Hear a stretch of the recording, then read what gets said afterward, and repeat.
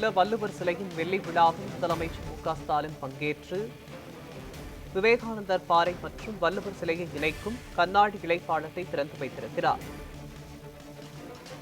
மேலும் இது தொடர்பான கருத்துக்களை நம்மோடு பகிர்ந்து கொள்வதற்காக திமுகவிலிருந்து டி.கே.எஸ். இளங்கோவன் நம்மோடு இணைப்பில் இணைகிறார். சார் வணக்கம்.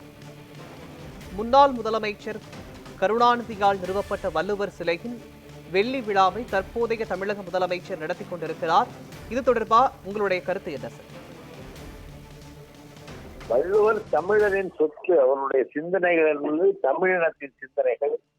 பிறப்போக்கும் எல்லா உயிர்க்கும் என்று சொன்னவர், அனைவரும் பிறப்பால் சமம் என்பதை உறுதி செய்தவர்.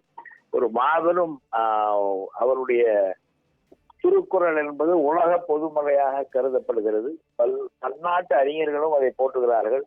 அத்தகைய மகத்தான அந்த கவிக்கு ஒரு மாபெரும் சிலையை 2000 ஆண்டு தொடக்கத்தில் கலைஞர் அவர்கள் நிறுவினார்கள். இன்றைக்கு 25 ஆண்டு தொடங்க இருக்கிற நிலையிலே அதற்கு மலர் தூவி அஞ்சலி செலுத்துவதற்காக நம்முடைய முதலமைச்சர் அவர்கள் சென்றிருக்கிறார்கள்.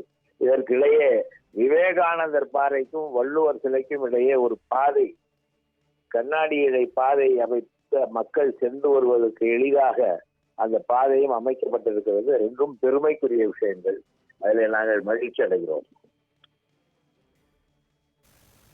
இணைப்பில் தங்களுடைய கருத்துக்களை பதிவு செய்தமைக்கு நன்றி சார்.